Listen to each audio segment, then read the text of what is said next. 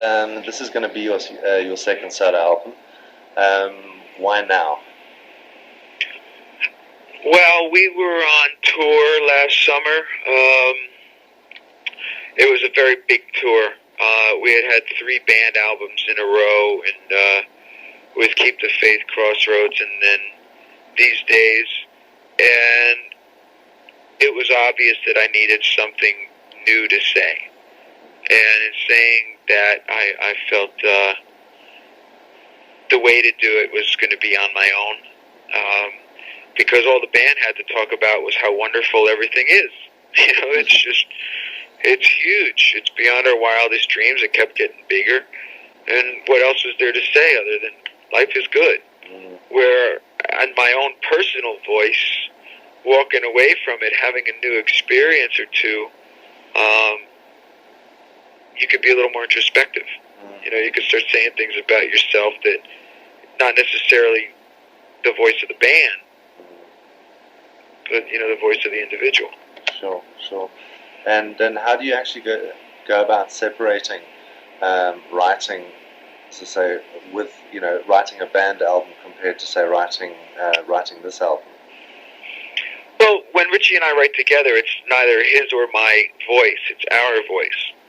And, you know, even if I write a song by myself for the band, inevitably the band put its stamp on the record. And it becomes, you know, a band-sounding record. Where in this, I was willing to experiment to a degree that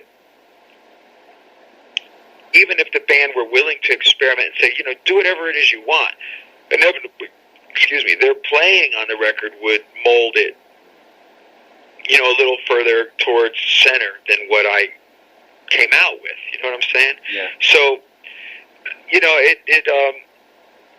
it's good to take chances like this, because it'll only help when I go back to the band in a year or so that I could say, look, I went this way, and then Richie's making what I gather is a very organic sounding record because Don Was is producing.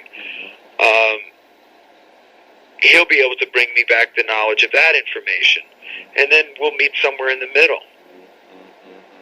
Because, as I say, with him using someone like Don Was, how did you actually go about selecting who you wanted to work with on this album? Well, to tell you the truth, I can't take the credit for it. When my A&R guy, it's been a lot of years since I've listened to an A&R guy.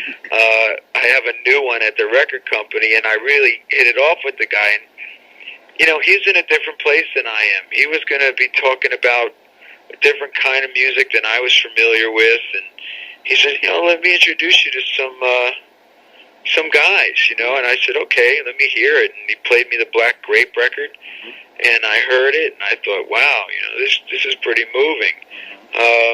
So I met with Lerone, and we cut 2 tracks, and it was great because it was as if I'd never made a record before. I went in the studio and went, wow, you know, where poor Peter Collins on the last band record, Richie and I went, yeah, great, nice idea, you know, and just took over, you know, because that was our 8th album, and it's pretty difficult to tell us, you know, how to make a record. Right.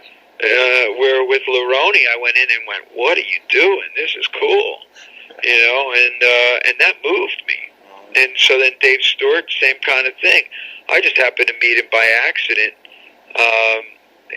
through Bruce Willis, and so, you know, we got together and we wrote Midnight in Chelsea together, as opposed to what the stupid press release that was given to you says. Yeah. Bruce Willis did not co-write the song, No, I didn't. But he introduced Dave Stewart and I. Okay. And Dave and I then wrote Midnight in Chelsea, you know, as a narrative to my saying, hey man, I'm having a really great time in London and I want to write about it. Because I mean, when you listen to the song, it's as I say, it's got a lot of English influence, obviously because of the people involved with it. But was that sort of where it just led to, or were you sort of consciously aware that you're going to get people, you know, pointing to you and saying yes, but and you were, you know, just that you were, how can I put it, very aware that you wanted to make something different? Oh yeah, they were both very aware that I wanted to make something different. As soon as I went in the studio, I said, "Look, you can't go too far left for me. You know, let's go there, and then if it gets out there, I'll rein it back in." I think the magic of what Dave and I created, for instance, was that he's so left field and I'm so down the middle that we found that ground and motivated each other. You know, I made something with him that he hasn't made in years because I was able to. I knew how to make records, and he knew how to experiment. And so together we made something that. The great thing that excites me about this record is I don't think it sounds like anybody. Well, you know, a lot of times you jump on a record that sounds like a band, you know, the Nirvana bandwagon, then there's 50 Nirvanas. You know, when Slippery When Wet hit, there was 10 Slippery When Wets. Sure. You know, the cool thing is Christ, I think I actually stumbled upon something here. You know, again, it wasn't no brilliant move. It was just, let's try it. We'll see what works, you know. And I mean, in working with your with the sound that you've come up with, did you sort of make any conscious effort to sort of separate the image that you had with Bon Jovi to one as being a solo artist? No, I wouldn't have known how to do that, to tell you the truth. It just, like, when I cut my hair in the Keep the Faith record, everyone thought it was this big conscious move. I just wanted a haircut. You know, the honesty, I think, is what has kept the band around, is that people go, well, Christ, at least it's not really thought out. It's just doing what I do, you know. I mean, when I was 21, I made my first record, and I'm 35, you know, things are going to change.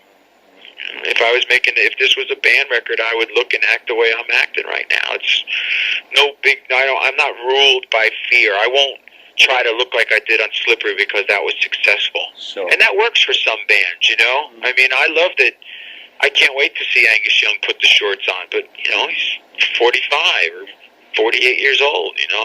I like it, but I don't want to be it. I mean, it's just a case of you being aware of what is sort of happening around you musically as well, I'm sure.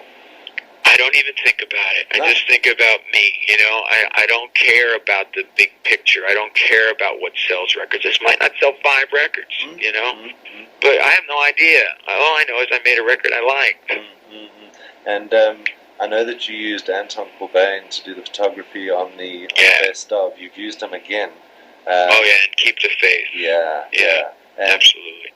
What part does he play besides doing the photography? Are you going to be using him video-wise and things like that? No, I'm not going to make videos. I made a film instead, and it's all done. Every video, every part of this project has been done by a guy named Mark Pellington. It's already finished for the whole record. Okay. But Anton was the first photographer I think I ever worked with that was truly, what can I say to compliment it properly, more than an image maker, but an image breaker, I guess you'd call him. You know, I mean, he captures things that are amazing. I shot with Bruce Weber and then shot with Anton a week later, and I thought Bruce Weber made the great pictures, and I said, oh, here's obviously the album cover. Until Anton shot, and I said, Jesus Christ, it's the same guy a week later. It looks like 2 different people. And Anton, no doubt in my mind, is the coolest, most productive photographer I've ever worked with. Yeah, he seems to have that label. To say he's done some great things with a lot of artists as far as imaging is concerned. I mean, to say you can go back a lot, but to say going back to Destination Anywhere, are you sort of appealing to anyone on this album? You know, anyone in particular? Are you looking sort of? Nope. Not. Nope. Just me. Just you. You know, I mean, just me. The only thing I'd ask of anyone who likes the band or doesn't like the band and would consider listening to it is don't judge it. You know, it's like, as I wrote in the title track, I don't know where I'm going. I'm just going, and I'm inviting you to come along. And that's all I'll ask of them.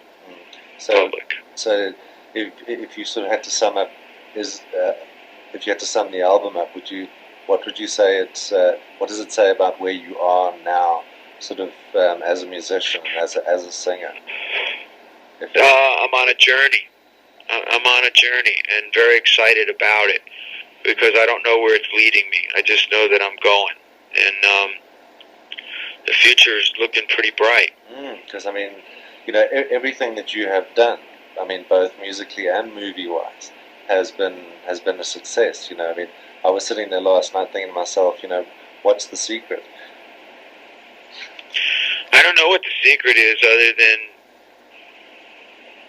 I'm not letting my life be ruled by fear, and nothing's safe, nothing's sacred. And as I say, with you having ventured into things like film and doing the solo career thing as well, in all of these fields, where would you say that you are happiest? I think the best thing that I could do, and I'm really enjoying movie making immensely, but the greatest thing that I do is when I finish a song. I think it's the best of all the things I do. The actual writing of a song gets me higher than performing it, recording it, doing a movie, anything. The actual writing. What was the fascination with film? Was it a case of just an extension of what you were doing musically? Because it is a typical sort of follow-on for a lot of people to do, but it seems that you obviously went beyond that, because you've, to say, especially now with Destination Anywhere, I mean, the album is almost a soundtrack to the film. It is. Film initially was for selfish reasons. I wanted to write more songs and for movies because of the success of the Young Guns record, and then I used it as a tool to help me come out of my shell as a person. Though I could perform on a stage, didn't mean I was at all comfortable in a social situation talking about anything other than music. And so when the script started to dry up, at least I was reading classic plays. I was finding out about playwrights. I was turned on to other books because of the scripts. And all those things led me to eventually get the bug to want to audition for a role. And leading to me to Moonlight 3 years into acting lessons, and now 3 years after that, I'm still doing it. And as far as, I mean, people like myself, I mean, are people giving you the benefit of the doubt still? Because I mean, you've proved yourself on all levels, which sadly you have to do in the world of media, because people always sort of tend to pigeonhole you as just being a band musician. Sure. The media, with regard to the films, are giving me much more of a break than the industry. The industry think it's just like a rich man's play toy. They think it's just something I want to do between records. Until most recently, now that I'm in the process of literally making my 5th film, my ride is downstairs waiting. Now they really do see that, look, he's willing to do indie movies, he's willing to do smaller roles, he'll do bigger, whatever it takes. So I think that now I'm starting to, gain their trust. But the media response has actually been it's been great. Excellent. Because, as I say, you're going to obviously release the movie, but as far as you're concerned, what is the plan with this once the album is actually released? Will you spend some time with it? The Destination film, you mean, or filming? The album as well as the movie. The Destination Anywhere film is completed, and I hope to see it for the first time tonight or tomorrow morning. But filming, doing movies as I am right this moment, I hope to continue to make movies. A lot of movies. I enjoy the medium. I'm thrilled by the experience. So I want to do a lot more of it. Doesn't mean I'm not going to tour anymore, but it doesn't mean I'm going to. I don't see myself doing 240 show tours anymore. I think the idea of living out of a suitcase for 16 months that's behind me. Yeah. So this is probably you towards the future, as I say, moving more towards that line. Well, I could just see us doing 100-show tours. You could do a 100-show tour over the course of 4 or 5 months, still see the whole world, just play the bigger venues, and still have a life. You know what we can, because of the popularity of the band, I can do 100 shows and play to a couple million people.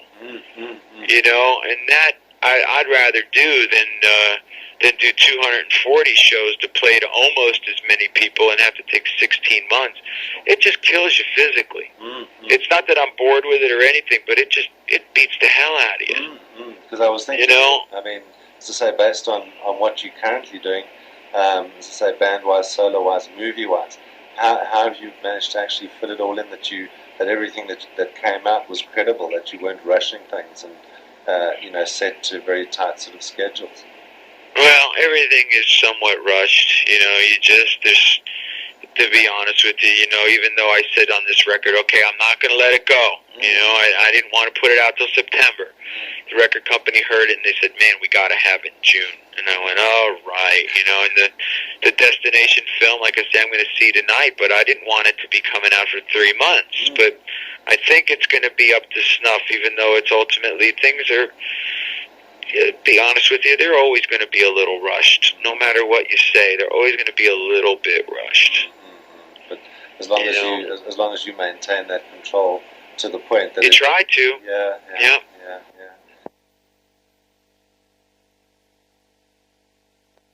Favorite if I may. I'm going to be putting this out on a show that I do for college radio, and I was wondering if you could just do a short ID for me. Sure. The name of the show is The Cutting Edge, so you can go wild with that whenever you're ready. Hi, this is Jon Bon Jovi, and you got me on your radio. This is The Cutting Edge. Thank you very much, sir. As I say, congratulations. Okay, Jason. I've heard the 3 edits. Of the 3, which one would you say is the better of the 3? I obviously like the album version, but if you're going to play an edit, the longer of the 2 is better. I thought you might say that. Yeah. John, thanks very much for your time. Okay, bud. And congratulations. Take care. Yeah, you too. Thank you. Bye-bye.